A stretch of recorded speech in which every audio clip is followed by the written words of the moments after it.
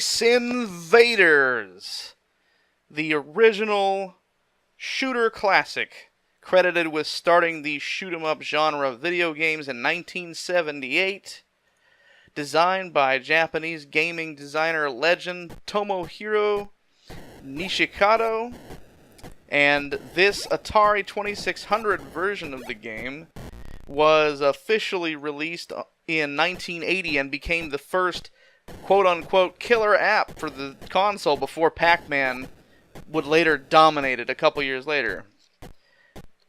This is one of the 3 games that I remember having for the Atari 2600 when I was a little kid, ages 4 or 5, and I kind of hated it, and I'll tell you why. Because it was hard as fuck. For a little kid like me, it was impossible. The logic, having to aim at these fucking aliens and everything, was too much for my little brain to keep up with. So I just wasn't very good at it. The other games we had, of course, was Combat, which basically came with every fucking 2600.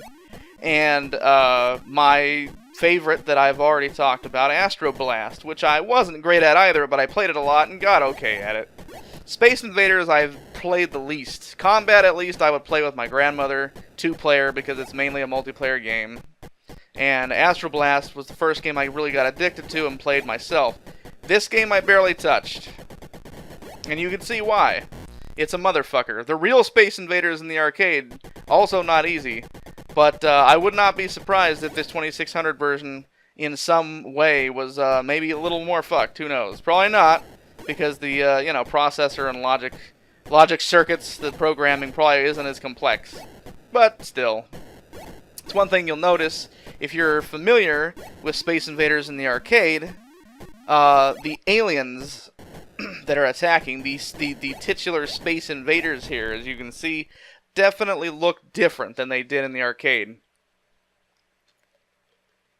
The artwork for this game was the best part about it for me as a little kid, because I would stare at it. It had a really unique cover. A lot of 2600 games were notorious for having these amazing hand-drawn or painted illustrations on the game covers. The box art, the 2600 was the first system to really innovate the art, so to speak, of gaming box art. There's a lot of great art from 2600 games, but it was notorious, of course, that the games didn't fucking look like that. And so a lot of games weren't great. Some were great, but there were many that weren't.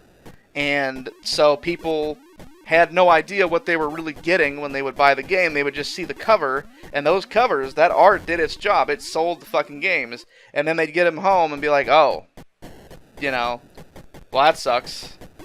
And the art for Space Invaders, to me, was mesmerizing because it showed this big domed city on a giant fucking ship or whatever, a mothership or something.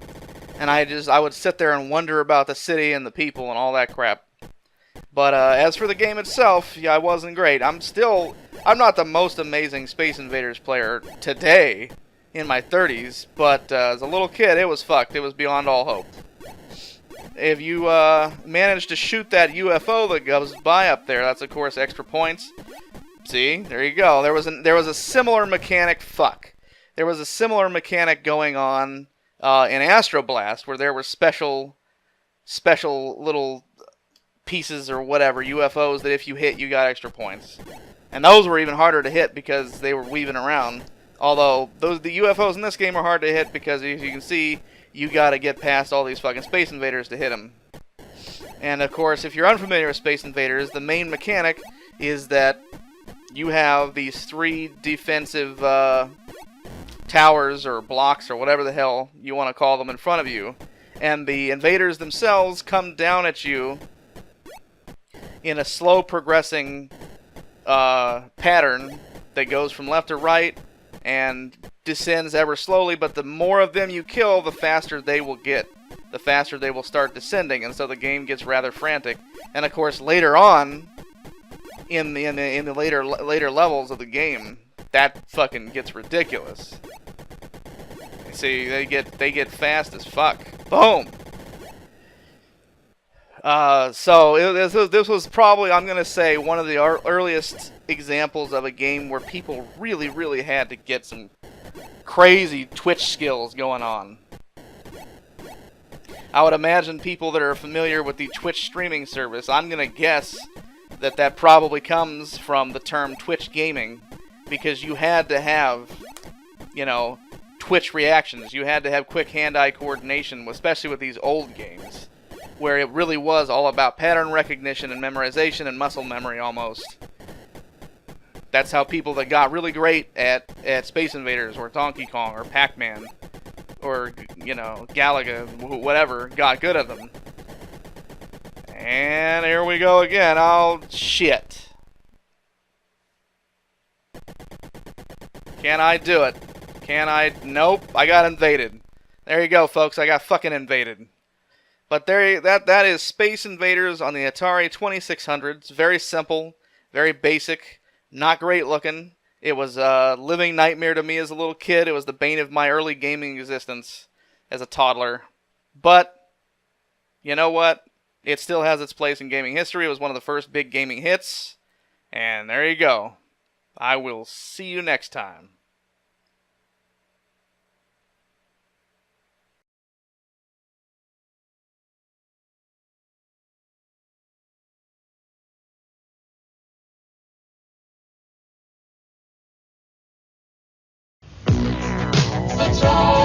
You're a starship captain in an asteroid field. Blast them with your lasers or put up your shields. As a missile commander defending your city. If you're not quick enough, they'll show no pity. The invaders won't stop us from the skies they drop.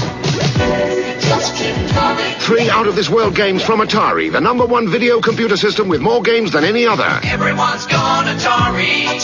The #1 video game.